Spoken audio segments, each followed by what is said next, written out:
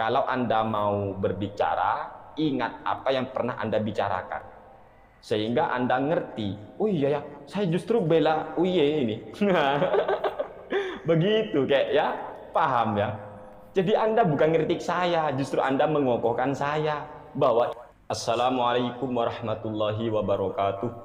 Alhamdulillah wassalatu wassalamu ala Rasulillah wa ala alihi wasallam. Assalamualaikum warahmatullahi wabarakatuh. Alhamdulillahi rabbil alamin. Fa inna asdaqal kitabi kitabullah wa khairal huda huda Muhammad aw asdaqal hadisi kitabullah wa khairul huda huda Muhammad sallallahu alaihi wasallam wa syarrul umuri muhdatsatuha fa inna kulla muhdatsatin bid'ah wa kulla bid'atin dhalalah wa kulla dhalalatin finnar.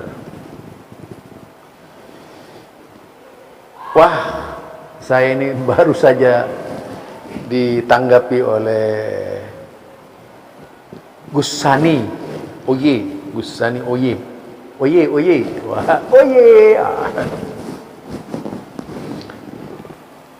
Ya ini ya, meskipun saya katakan antum itu tidak paham apa yang dimaksud oleh Badrus Salam.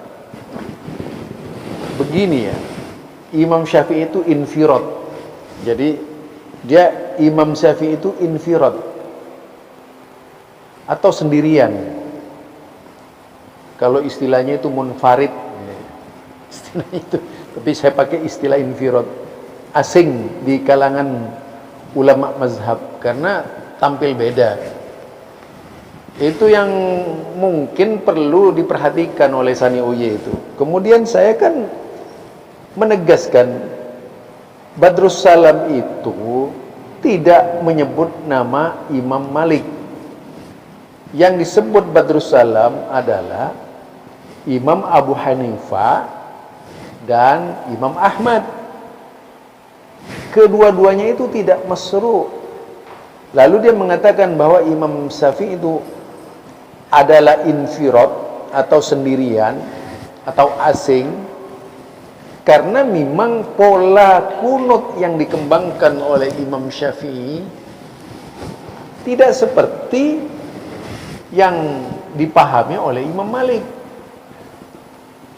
Kita tahu bahwa dari ketiga tokoh itu, kita tahu ya bahwa dari ketiga tokoh itu yang tidak berkunut dan hanya Imam Syafi'i saja yang berkunut. Antum pahami itu dulu ya, antum pahami. Kemudian yang dikatakan oleh Badrus Salam LC itu sudah benar. Ustadz Yahya Badrus Salam itu kan hanya menyebut Imam Abu Hanifah dan Imam Ahmad. Dan kita tahu, saya sebutkan ya, Imam Syafi'i ini dari penelitian saya hanya baru mengumpulkan hadis yaitu sekitar tidak lebih dari 2000 sampai 3000 hadis itu Imam Syafi'i. Kalau dilihat dalam kitab musnadnya pun seperti itu. Karena kitab musnad Imam Syafi'i sendiri itu tidak asli Imam Syafi'i. Yang mungkin asli kitab Imam Syafi'i itu adalah Al-Um. Namun itu pun diperbincangkan apakah itu tulisan Baqillani semata, yaitu salah satu murid Imam Syafi'i, itu pun diperdebatkan oleh ulama. Jadi rancu yang itu kerancuannya ya dari kitab Imam Syafi'i itu. Yang benar-benar karya itu adalah Musnad Imam Imam Ahmad bin Hanbal. Musnad Imam Ahmad bin Hanbal yang tentu saja dijadikan pijakan oleh Imam Ahmad, juga mengkritisi gurunya Imam Syafi'i, menyatakan tidak masru'nya kunut subuh itu karena faktor Razi yang ada di dalamnya, yaitu nama Ar-Razi yang meriwayatkan hadis Karena hanya Imam Syafi'i saja yang meriwayatkan hadis kunut subuh itu dari Razi, yang secara ilmu jarah wa ta'dil tidak bisa dipakai hadis itu. Itu ya. Jadi kalau kita lihat seperti itu dari sisi ilmu hadis. Imam Syafi'i juga menjadi sanad dari Imam Bukhari. Imam Syafi'i juga, Imam Malik juga menjadi sanad dari Imam Bukhari. Bahkan Imam Ahmad pun menjadi sanad dari Imam Bukhari. Ketiga-tiganya jadi sanad. Jadi salah satu rawi di antara Imam Bukhari ya. Mata rantai sanadnya diantaranya yaitu ada yang melalui jalur Imam Syafi'i, ada yang melalui jalur Imam Malik, ada yang melalui jalur Imam Ahmad bin Hanbal. Kalau kita pelajari secara seksama di dalam kitab-kitabnya itu. Nah, saya mengomentarinya itu berkaitan dengan Badrus Salam. Jadi Badrus Salam dengan nyata menyatakan bahwasanya yang tidak menganggap masruk itu di dalam, kalaupun kita lihat di dalam kitab fiqih misalnya, perbincangan sekitar kunut subuh itu dari dua imam yaitu Hanifah dan Ahmad memang tidak menganggap masruk. Mengapa kemudian Malik itu oleh Badrus Salam? Kan saya bilang, mengapa Imam Malik oleh Badrus Salam itu kemudian tidak dianggap berkunut? Begini, saya jelaskan lagi. Begini Sani, saya tidak perlu kitab, untuk sementara ini tidak perlu kitab. Buat apa baca kitab kalau saya ingat semuanya gitu? Itu yang pertama, yaitu afdalus sholati tulul kunut. Ingat ya, seutama-utama sholat itu adalah yang lama berdiri. Kunut itu kan artinya lama berdiri. Nah, kemudian Imam Malik menggunakan lama berdirinya itu yaitu dibaca sebelum ruku. Sedangkan kunut di dalam Syafi'iyah dikenal pada saat ruku.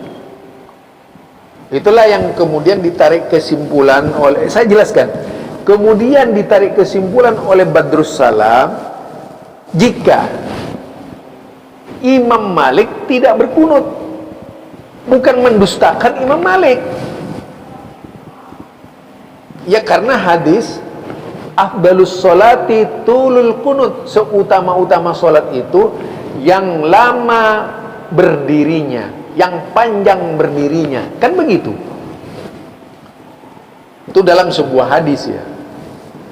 Dan jika kita membicarakan Bukhari Muslim, seluruh kunut yang digambarkan Bukhari Muslim termasuk Abu Hurairah itu adalah kunut nazila, bukan kunut subuh. Karena Imam Abu Hurairah atau sahabat Abu Hurairah radhiyallahu an itu kunutnya subuh dengan maghrib, kadang-kadang 5 waktu. Nah itu dengan perubahan, yaitu dengan perubahan teks dari melaknat yaitu mendoakan kebaikan bagi kaum muslimin, dan juga kunutnya bukan Allahumma hdini fiman hadait, ya bukan.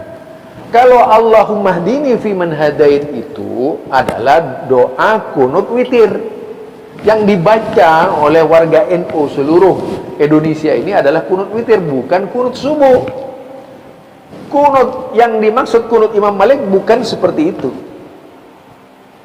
Riwayat dari Imam Syafi'i bahwasanya itu adalah kunut subuh itu lemah hadisnya. Ya, saya teksnya hafal itu karena saya juga sering baca dalam kunut nazilah. Saya kadang-kadang kunut, tapi kunut nazilah. Saya katakan tuh, misalnya kunut nazilah saya ini saya baca ya. Allahumma hdini fi man hadait, kalau sendirian nih. Allahumma hdini fi man hadait sampai selesai. Itu sampai wa barik li fi ma atait wa qini bi rahmatika syarra ma qadait fa inna. Bagaimana itu ayat hadisnya, lupa saya, sampai lupa ya. Tadi kemarin ingat itu. Jadi Allahumma hdini fi man hadait wa afini fi man afait wa tawallani fi man tawallait wa barik li fi ma atait wa qini bi rahmatika syarra ma qadait fa innaka taqdi wa la yuqda 'alaik innahu la yadhillu man walait wa la ya'izzu man 'adait wa lakal hamdu 'ala ma qadait wa lakal syukru 'ala ma atait astaghfiruka wa atubu ilaik ila akhir. Kemudian masih baca doa saya itu, Allahumma inna na'udzubika min jahdil bala, semacam pada waktu musimnya apa namanya itu, musim corona, saya selama 2 bulan tuh baca kunut nazilah. Allahumma inna na'udzubika min jahdil bala wa na'udzubika min darakis syaqa wa na'udzubika min su'il qada wa na'udzubika min syamatatil a'da. Allahumma inna nas'aluka 'aisas suhada wa nuzulas suhada wal muraqabatal anbiya wan nasra 'alal a'da ya sami'ud du'a ya dat tawli wal ata. Allahumma 'azzal islam wal muslimin wa ahlikil kafarata wal musyrikin wa dammir a'da'ana a'da'aka wa a'dad-din. Itu sampai saya selesai. Itu dulu musim-musim corona itu lagi dahsyat-dahsyatnya, saya baca itu gitu. Kemudian sekian banyak permasalahan di Indonesia tumpang tindih itu dengan musibah, saya baca itu gitu. Nah, itu kunut nazilah. Jadi kalau yang begini, kunut yang begini nih yang dibaca oleh sahabat rata-rata itu berkaitan dengan kunut nazilah yang dilaksanakan pada waktu subuh dengan maghrib. Itu loh. Jadi tidak menjadi sebuah hukum khusus bahwa itu sholat subuh gitu. Nah, disinilah Imam Syafi'i banyak dibantah oleh kalangan ulama-ulama hadis. Banyak sekali yang membantah Imam Syafi'i. Di samping ketidaktelitian Imam Syafi'i di dalam persoalan sanad hadis tadi yang datang dari Ar-Razi itu, karena cuman Imam Syafi'i meriwayatkan sholat kunut subuh itu dari dia gitu. Nah, itu terdapat di dalam kitab silakan dibaca dalam kitab Nah, Al-Um itu sendiri masih menjadi perbincangan karena yang menyusun itu Baqillani kan, lebih banyak dari Baqillani tuh. Jadi kita perbincangannya di situ. Kusani di situ ya. Saya paham banget itu kitab-kitab tuh, bukan nggak paham. Udah baca semua kitab tuh. Karena saya orang pesantren, jadi dibaca habis-habisan semuanya. Pesantren NU dulunya itu. Jadi saya baca semuanya itu.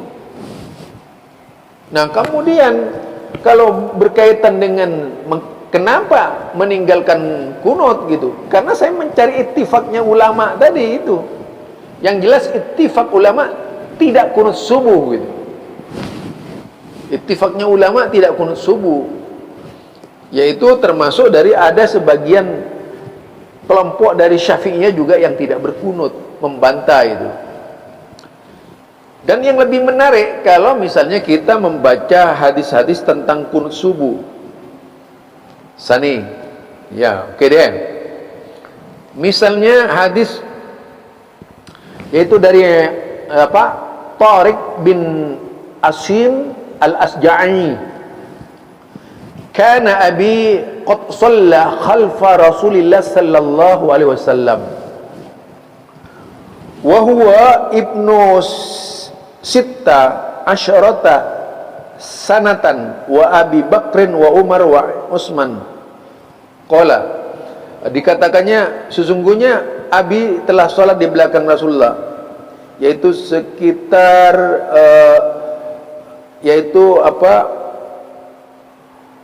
16 tahun ya. 16 tahun. 16 tahun tuh enggak sedikit ya. Yaitu juga di belakang Abu Bakar, Umar, Utsman dan Abu Bakar, Umar, Utsman. Qala la, tidak. Ai bunayya muhdas.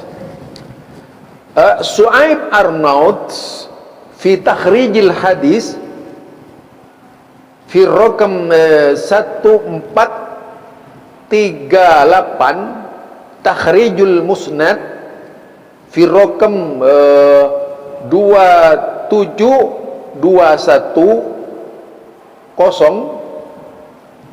disebutkan isnaduhu sahih ala surti Muslim. Tuh. Wa akhrajahu Tirmidzi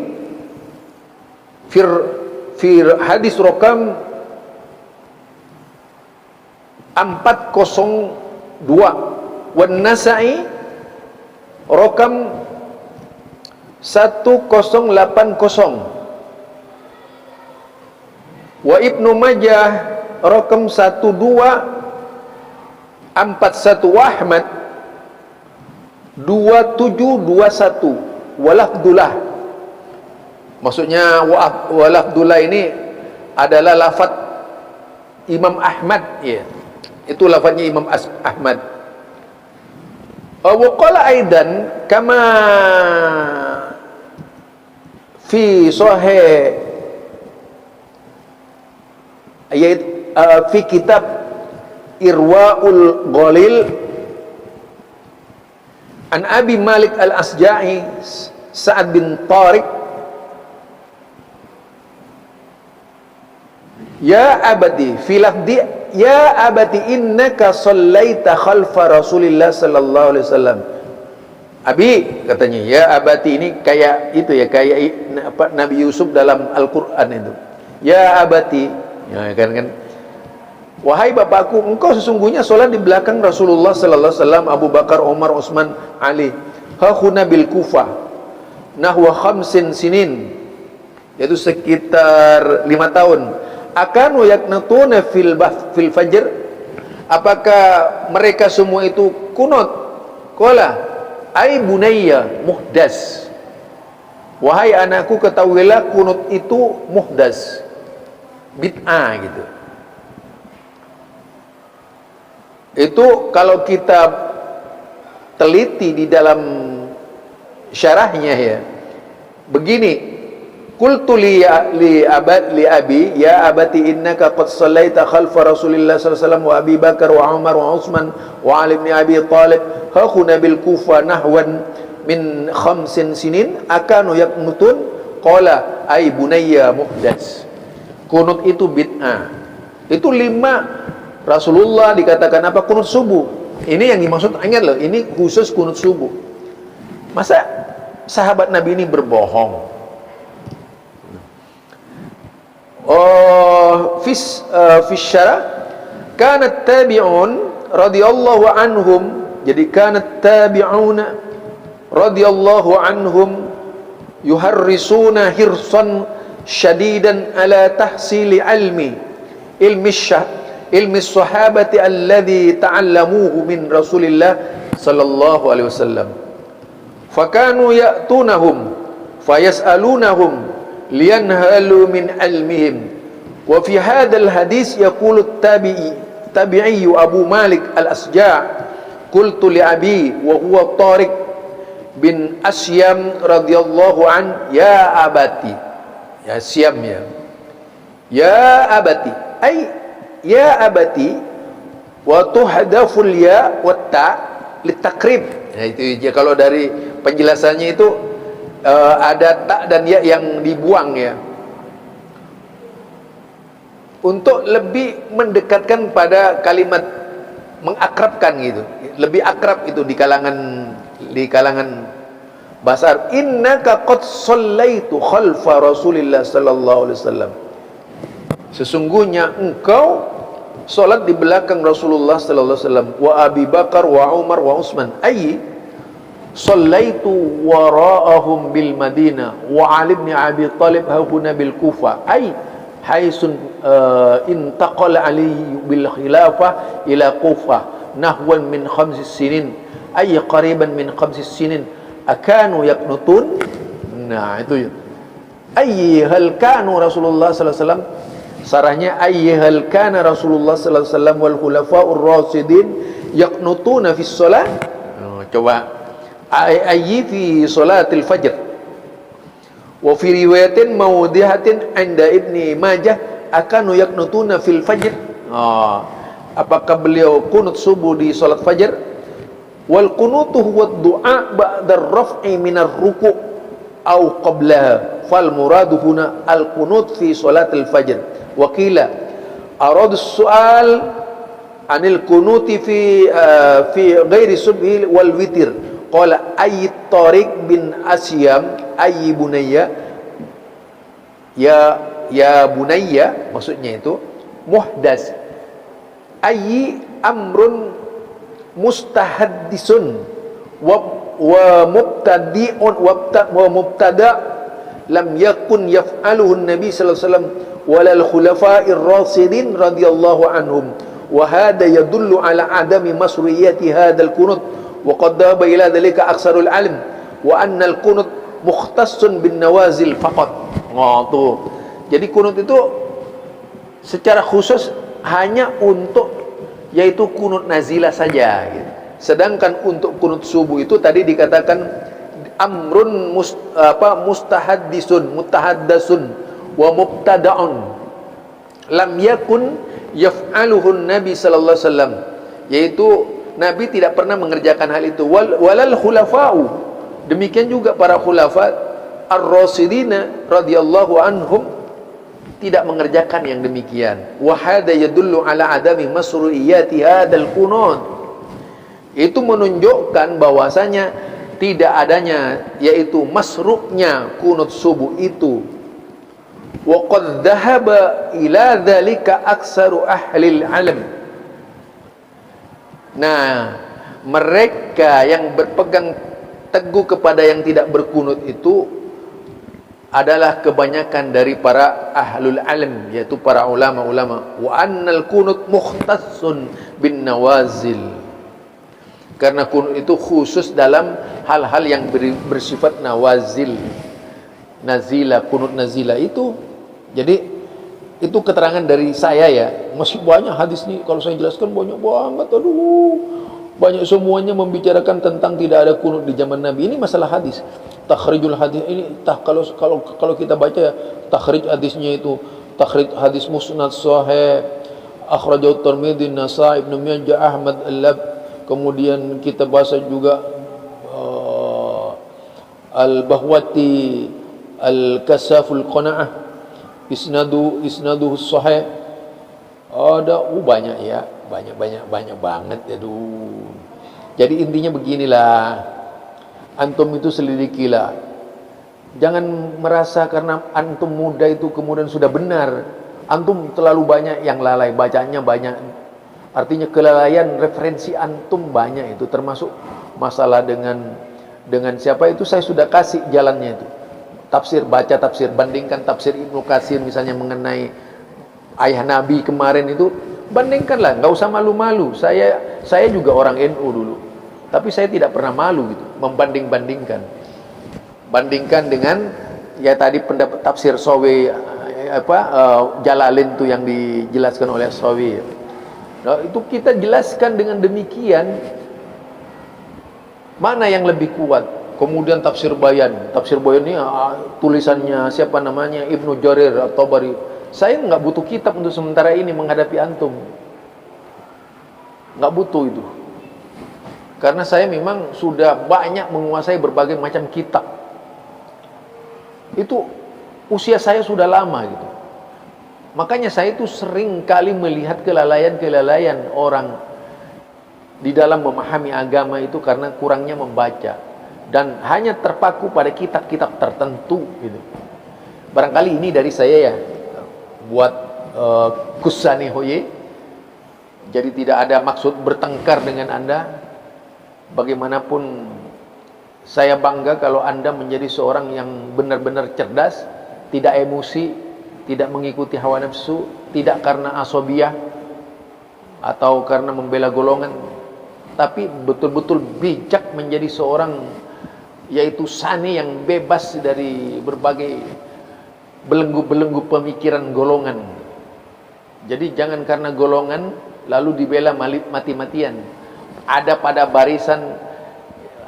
barisan yaitu tadi asobiyah ya. Tinggalkan tuh asobiyah. Itu nasihat dari saya aja ya. Silakan diselidiki lagi kitab-kitabnya itu.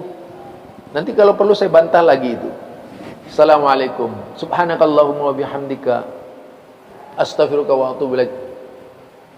Assalamualaikum warahmatullahi wabarakatuh.